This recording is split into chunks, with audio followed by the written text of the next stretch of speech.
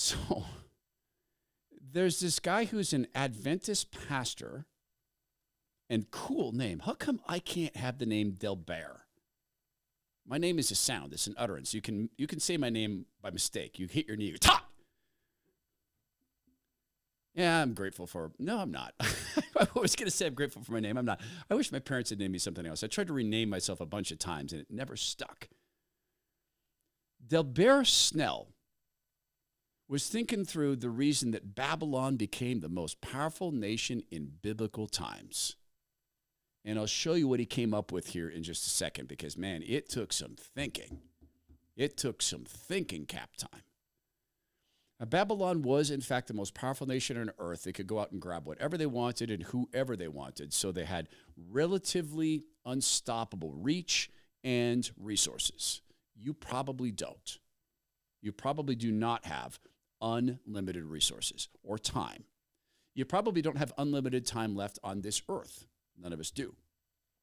You would probably like to take the time you have left on this earth and make it as fruitful and as joyful as possible. And if you're in constant pain from information, that's going to be super, super hard. Now, just some tips nutritionally to help stop inflammation. Number one, if you eat a bunch of sugar, stop it. Sugar destroys the body, and refined sugar, and it drives inflammation. It drives it crazy. That might be why you have carpal tunnel. That might be why you have swollen joints. Try that first. Make sure you're drinking enough water. In my case, I have 360 ounces of water a day, which is pretty extreme, but then again, I eat a bunch of protein, and so I have to do this. If you find yourself doing those things and you still have the inflammation, and it's still causing you to reach in and buy ibuprofen and hide the symptoms, just understand the trade-off. When you eat ibuprofen, you're eating something that is eating away the lining to your gut, and you are causing more inflammation. It's not a good trade. So trade out. Go to Get Native Path Krill. Go get that. Native Path Krill. This comes from 73 miles off the Antarctic coast, the purest waters in the United States of America. And that matters so you don't get a bunch of toxins in it. This is so potent. It's 50% more absorbable than fish-based omega-3s. And it's quick and easy. You take 2 soft gels before bed. I've had the experience of I've never had to touch any form of ibuprofen or any painkiller like that since I started to take this. 3 forms of omegas in the most potent forms you can get. Go boost your health today with Native Path Antarctic Krill. Visit getkrill.com/Todd. See what specials are waiting for you. That's getkrill.com/Todd. Here's a pastor talking about Babylon. The Babylonian Empire they went throughout the regions. They took people captive. They built up their nation this way. Very famously in the Bible, they went and took captive some young Jewish boys, among them Daniel and his friends. The book of Daniel came from him. He was given prophetic powers by God. He ended up being one of the guys who advised the king, but there were some things he never did. And I don't think the pastor addresses this well. The different metals represent the strength of the different kingdoms, so that the gold kingdom would be the best one, and each one would be inferior to it. And what God is telling Daniel is that Babylon, the head of gold, would be the most powerful nation in this succession. So then the question should be, what would make Babylon so great? I'm glad you asked. You just read it there in Daniel chapter 1.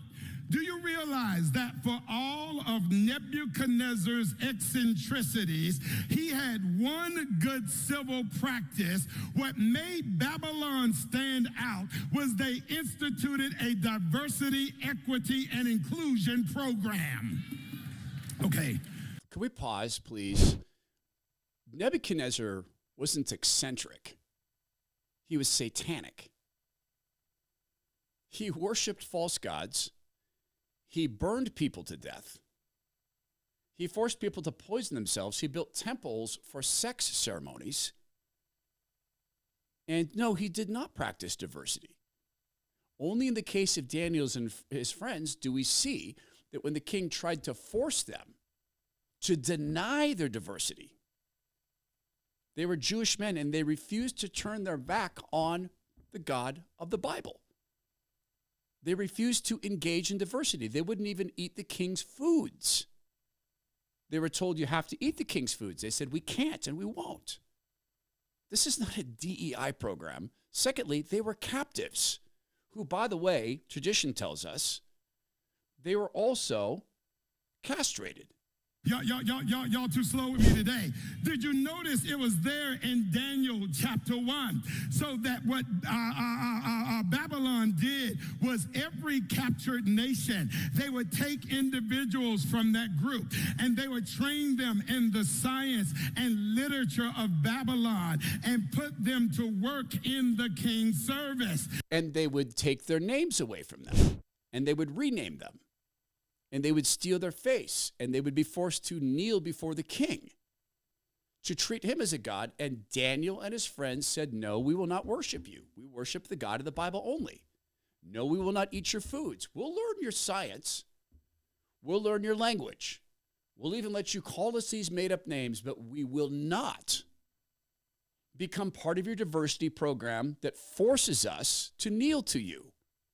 Amazing this man can take this view. And I actually wonder if he really takes this view, if he's paid to take this view. And some believe that Nebuchadnezzar learned from his father Nabopolassar that any kingdom that has a homogeneous cabinet is going to have a lid in its prosperity.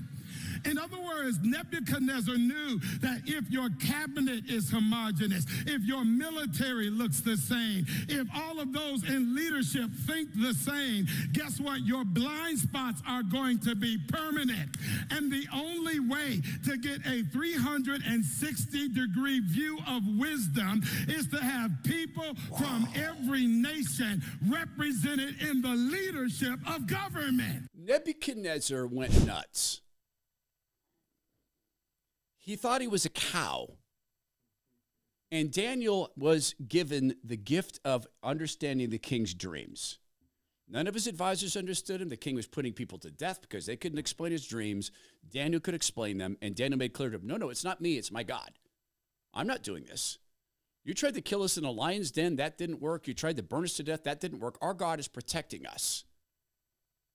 God took the evil of captivity and used it for Daniel to witness to Nebuchadnezzar. That was his wisdom. For periods of time, Nebuchadnezzar said, you know what? No one criticized the God of Daniel.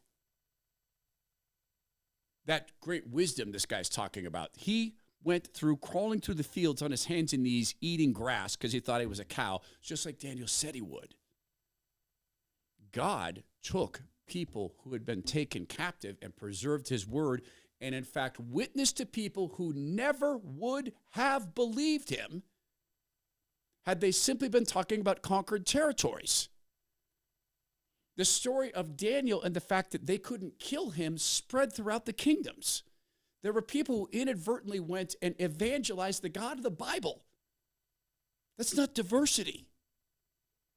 That's God taking evil and making it good, using it for good. My goodness gracious. I want to pray for that pastor and the people who are taken by these false teachers.